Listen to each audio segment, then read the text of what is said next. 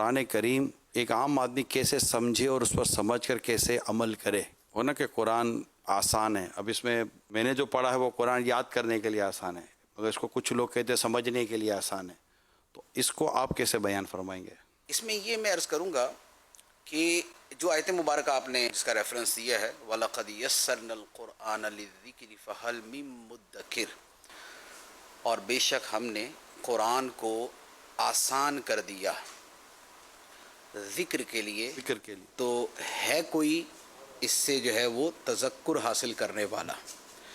تو یہ جو ذکر ہے اس کے دو معنی مفسرین کرام نے بیان فرمائے ہیں. ایک معنی تو یہ ہے کہ قرآن پاک کو یاد کرنے کے لیے ہم نے آسان کر دیا، تو اسے جو حفظ کرتا ہے، جو یاد کرتا ہے، تو اسے بڑی آسانی کے ساتھ یاد ہو جاتا ہے.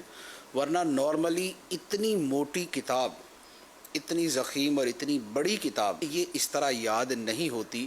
اور آپ دیکھیں گے کہ دنیا کے اندر آپ کو شاید ہی کوئی ایسا بندہ ملے کہ جو یہ کہے کہ 500 صفحات کی کتاب مجھے تمام زیر زبر پیش اور جزم کے ساتھ یاد ہے، کہاں رکنا ہے، کہاں رکنا ہے، کہاں نہیں رکنا، اور اس کی ترتیب کیا ہے، اور اول سے لے کر آخر تک میں صبح سے شام یا شام سے صبح تک پڑھ سکتا ہوں.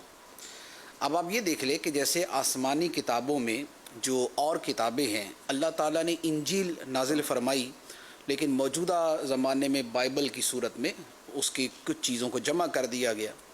اچھا، بائبل جو ہے یہ اپنی ضخامت کے اعتبار سے قرآن پاک کے تقریباً برابر ہے.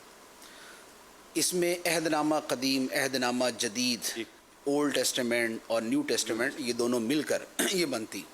اچھا، اس کی ضخامت قرآن پاک کے قریب قریب ہے. اور حیرت کی بات یہ ہے کہ انجیل کے اندر اعراب بھی نہیں ہے، کیونکہ اگر انگلش میں ہے تو انگلش میں اعراب نہیں ہوتے، اردو میں ہے تو اردو کے اندر بھی اعراب اس طرح نہیں ہوتے کہ ان کا پورا خیال کر کے یوں پڑھنا ہوتا ہے. اچھا، پھر انجیل کے بارے میں خود جو اہل مذہب ہیں، جو وہ مذہب والے، وہ بھی کہتے ہیں کہ بھئی ہمارے ہاں اتنا تکلفات کے ساتھ پڑھنے کی حاجت. یہ تو قرآن کی شان ہے نا کہ اس میں ایسا کھرا انداز اور ایسا کھرے انداز میں پڑھا جاتا ہے کہ آپ نے زیر سے زبر نہیں کرنی، زبر سے زیر نہیں کرنی، اور بالکل پرفیکٹ پڑھنا ہے. لیکن بقیہ زبانوں میں تو ایسا نہیں ہے. اچھا، اوریجنل جو تھی سریانی اور عبرانی، اس کے اندر بھی زیر زبر کا ایسا معاملہ نہیں. تو اس کا مطلب یہ ہوا کہ جو بہت بڑا ایک برڈن ہے کسی شے کو ایگزیکٹ یاد کرنے کا، وہ تو ریموو ہو گیا. اب اس کے باوجود پوری دنیا میں ہم جب آبادی کی کیلکولیشن کرتے ہیں تو یہ دنیا کے اندر تقریباً 1.5 ارب کے قریب مسلمان ہیں، اور عیسائیوں کے حوالے سے کہا جاتا ہے کہ ان کی تعداد مسلمانوں سے زیادہ ہے. یعنی تعداد کے اعتبار سے عیسائیوں کو سب سے زیادہ قرار دیا جاتا ہے، مسلمانوں کو اس کے بعد. اگرچہ حقیقت جو ہے نا وہ برعکس ہے کہ مسلمان ہی سب سے زیادہ ہے، لیکن یوں کہہ لے کہ مان لیا عیسائیوں کی تعداد زیادہ ہے. تو مسلمانوں کے اندر تو کم از کم بھی 1 کروڑ آدمی جو ہے نا وہ کھڑا کیا جا سکتا ہے کہ یہ حافظ قرآن ہے. واہ، انہیں لفظ بلفظ قرآن یاد ہے، تمام زیر زبر پیش کے ساتھ، تمام غنہ، اظہار، اخفاء، اور اس کا اشمام، اور جناب اس کے قلقلہ اور حروف غیر قلقلہ، مستعلیہ اور منطبقہ، یہ سب کے ساتھ اس کو یاد ہے. اور بچے کو کھڑا کیا جاتا ہے، اور بچے کو کھڑا کیا جا سکتا ہے. لیکن پوری دنیا کے اندر کیا 12 جو ہے وہ ایسے عیسائی کھڑے کیے جا سکتے ہیں کہ جو یہ دعویٰ کرے کہ ہمیں انجیل بھی اسی طرح یاد ہے؟ اور معافی دیتے ہوئے ہم کہتے ہیں کہ چلیں یہ زیر زبر ہٹا دیں، آپ اعراب ہٹا دیں، اس سے ہٹ کر کسی کو اول سے آخر یاد ہے؟ میں نے بڑے بڑے جو ان کے جو اسکالرز ہیں، عیسائیوں کے اسکالرز ہیں، میں نے ان کی سپیچز کسی زمانے میں کسی مقصد کے لیے سنی تھی.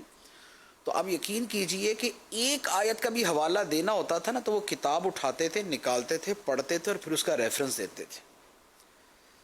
اور اس کے مقابلے میں قرآن کا معجزہ دیکھیں کہ اللہ تعالیٰ نے جو فرمایا تھا نا کہ ہم نے اسے یاد کرنے کے لیے آسان کر دیا، تو اب اس کا ظہور دیکھیں کہ وہ کیسا معجزاتی انداز کے اندر ظاہر ہوا، کہ کیسا یاد ہوا، اور کیسا مرد، عورت، بچہ، بوڑھا، جوان، اللہ تعالیٰ نے سب کے لیے اس کو آسان کر دیا کہ اکثریت جو یاد کرنے کی کوشش کرتی ہے اس کو یاد ہو جاتا ہے. تو ایک تو اس کا معنی یہ. دوسری جو بات آپ نے فرمائی जो इसका दूसरा मफहूम बयान किया गया कि हमने कुरान को नसीहत के लिए आसान कर दिया, तो है कोई इससे नसीहत हासिल करने वाला? ठीक, तो फ़हम और तदब्बुर इसका दर्जा कुछ बड़ा होता है।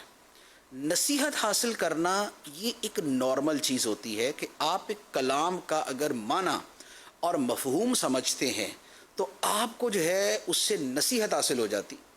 अगर आप नसीहत के तौर पे देखते हैं तो मिसाल के तौर पे अगर आप ये आयत मुबारका पढ़ते हैं कि वो बुलंद रुतबा किताब जिसमें कोई शक की जगह नहीं, हिदायत है मुत्तकियों के लिए। और मुत्तकी कौन हैं? जो बिन देखे गैब पर ईमान लाने वाले, खुदा को मानने वाले, जो नमाज़ों को कायम करते हैं, जो हमारे दिए हुए रिस्क में से खर्च करते हैं, और जो पिछली किताबों पर और तुम पर नाजिल होने वाली किताब पे ईमान रखते हैं और आखिरत पर पूरा यकीन रखते हैं, यही लोग हिदायत पर हैं, यही लोग फलाह पाने वाले हैं। जब आप इस मफहूम को पढ़ते हैं तो इसमें आपको ऐसा कोई इश्काल नहीं होता, ये समझने के लिए और नसीहत के लिए आसान है। आप पढ़ते हैं कि फ़लाह पा गए वो ईमान वाले जो अपनी नमाज़ों में खुशू करते हैं और बेहुदा बातों से बचते हैं और अपना तज़किया करते हैं और ज़कात अदा करते हैं और अपनी शर्मगाहों की हिफाजत करते हैं, सिवाय बीवियों और बांदियों के किसी और के पास नहीं जाते, और जो इनसे तजावुज़ करेगा तो वो हद से गुज़रने वाला है, वो मलामत का मुस्तहिक है। और वो लोग के जो अपनी अमानतों की हिफाजत करते हैं, जो अपने अहदों की पासदारी करते हैं, जो अपने वादों को पूरा करते हैं और जो अपनी नमाज़ों को दाइमन हमेशा पढ़ते हैं, तो ये वो लोग हैं कि जो वारिस हैं, ये विरासत पाएंगे जन्नतुल फिरदौस की। अब ये देखिए, नसीहत के लिए कुरान आसान है। इसी तरह आप जितनी सूरतें लेते जाएंगे, कुरान पाक का 95% से ज़्यादा हिस्सा जो है ना, वो आप यूँ पढ़ते जाएंगे ना और बंदा समझता जाएगा। जान लो कि दुनिया की ज़िंदगी तो नहीं है मगर खेल कूद और तमाशा और ज़ीनत है, और आपस में मुकाबले बाजी है और फ़ख्र व गुरूर है, और औलाद के अंदर एक दूसरे से मुकाबला और माल के अंदर एक दूसरे से मुकाबला है। ये तो ऐसे बारिश की तरह है जो कहीं बरसती है तो वो वहाँ पर घास ही घास उगाती है, देखने में बड़ी अच्छी लगती है, लेकिन कुछ अरसा गुजरता है तो सारी मिलिया मेट हो जाती है, जर्द हो के बिल्कुल भूसा बन जाती। तुम्हारी ज़िंदगी भी ऐसी है, ये पैदा होती है, ये वजूद में आती है, ये बढ़ती है, फलती है, फूलती है, तुम्हें बड़ी अच्छी लगती है, जवानी का जोश है, तुम्हें वलवला सवार है, बड़ा कुछ करने की उमंगें हैं, तमन्नाएं हैं, आरजुएं हैं, ज़िंदगी को बड़ा वसी कैनवस पे देखने की कोशिश करते हो, तुम्हारी निगाहों में आफाक और अर्ज़ो समाज है वो तुम्हारे यहाँ बसा होता है।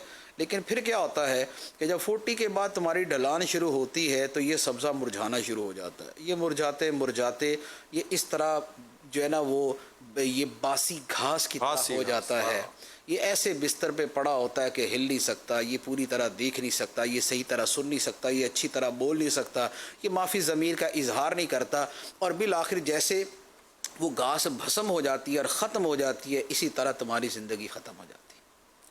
अब बताइए ज़रा, नसीहत के लिए हमने कुरान को आसान कर दिया, है कोई नसीहत हासिल करने वाला? क्या बात। तो ये है कुरान पाक की नसीहत।